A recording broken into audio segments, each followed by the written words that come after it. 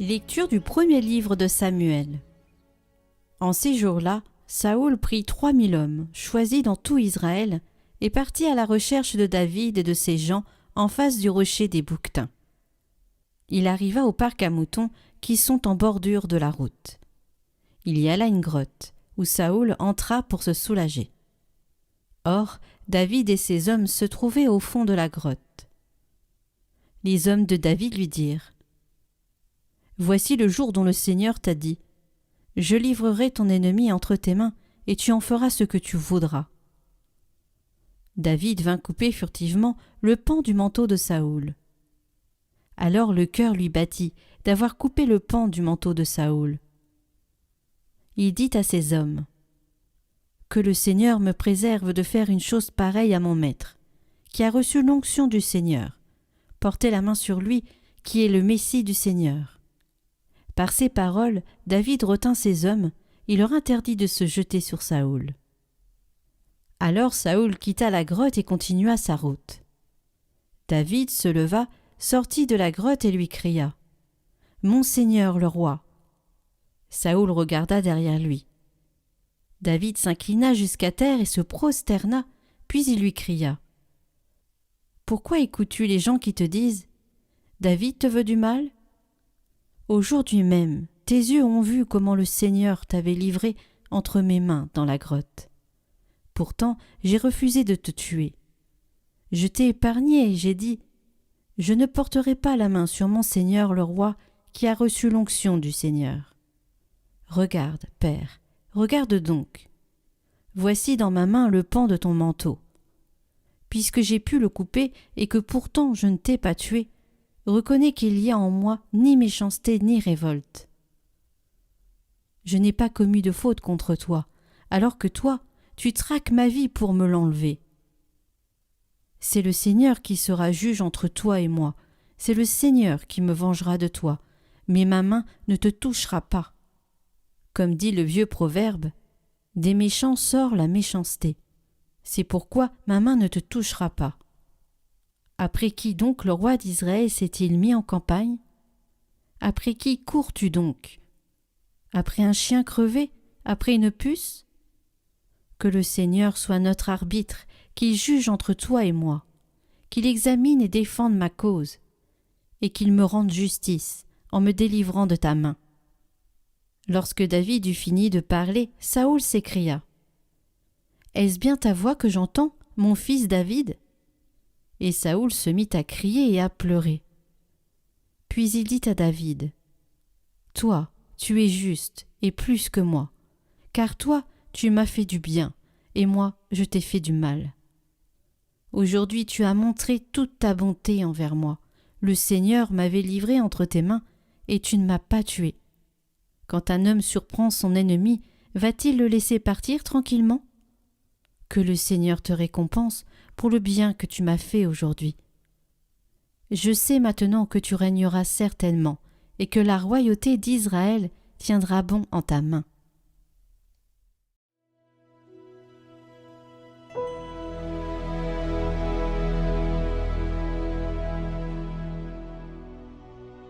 Pitié pour moi, mon Dieu, pitié pour moi. Pitié, mon Dieu, pitié pour moi.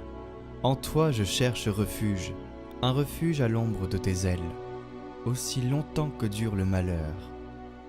Je crie vers Dieu le Très-Haut, vers Dieu qui fera tout pour moi. Du ciel, qu'il m'envoie le salut, qu'il envoie son amour et sa vérité.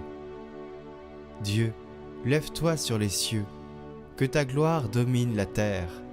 Ton amour est plus grand que les cieux, ta vérité plus haute que les nuées.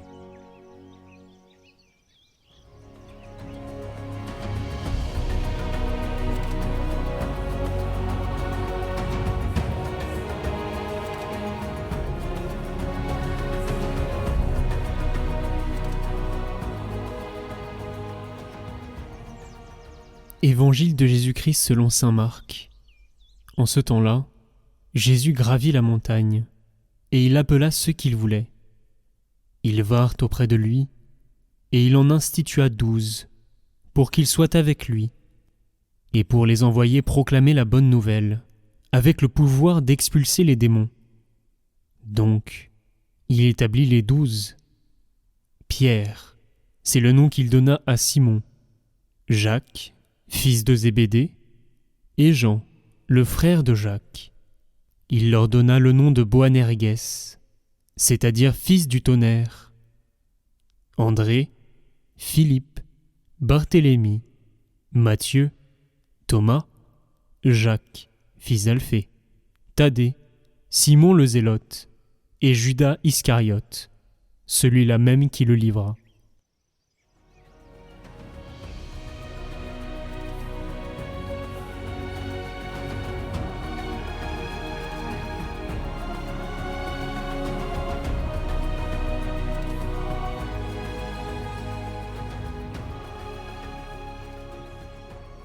L'évangile de ce jour nous montre une scène fondatrice. Jésus gravit la montagne, il en choisit 12 et il les envoie proclamer la bonne nouvelle. Ce terme, il surprend, car une bonne nouvelle annonce habituellement une victoire déjà acquise. Ici, la bonne nouvelle proclame que le royaume de Dieu s'approche et que le mal a déjà commencé à perdre sa domination. C'est pourquoi il leur donne le pouvoir d'expulser les démons. Ce n'est pas une performance spirituelle des disciples, mais le signe que la présence du Christ libère l'homme de ce qui l'enferme. Cette annonce naît au sein du peuple d'Israël, héritier des promesses de Dieu, puis elle s'ouvre à toutes les nations, car le salut offert en Jésus concerne toute l'humanité. La révélation se déploie ainsi, patiemment, par appel et envoi, afin que l'homme entre librement, et c'est un mot important ici, dans une relation vivante avec Dieu. Parce que la bonne nouvelle, chers amis, est proclamée, mais elle doit encore être accueillie dans le cœur, librement. C'est pourquoi elle n'est pas encore accomplie et que la notion de ce royaume qui s'approche est importante. Les portes nous sont ouvertes, mais c'est à nous d'aller à ces portes. Et la première lecture éclaire cette mission par une scène de retenue et de miséricorde. David tient Saoul à sa merci, mais il refuse de porter la main sur celui qui a reçu l'onction. Il reconnaît donc que la justice véritable vient de Dieu et non de la vengeance. Ce choix manifeste déjà la bonne nouvelle en acte. Le mal ne se combat pas par le mal, mais par une fidélité confiante qui laisse Dieu agir. Le psaume reprend cette attitude intérieure en plaçant le cœur sous l'abri des ailes du Seigneur. À la lumière du Concile Vatican II, cette scène annonce la mission confiée aux apôtres et à l'Église, porter au monde une victoire qui passe par le respect de la personne et par la confiance dans l'œuvre de Dieu. Tout ce qui est à côté de ce respect de la personne, tout ce qui est à côté de la confiance de l'œuvre de Dieu, le Seigneur fera avec, mais c'est nous qui en subirons les conséquences. Chaque chrétien doit se poser la question, quand il fait un acte dans la société, quel respect pose-t-il par cet acte à Dieu et à la personne qu'il a en face de lui? Annoncer la bonne nouvelle consiste alors à rendre visible, par des choix concrets, que l'amour et la vérité de Dieu dominent plus haut que toute violence et que toute peur.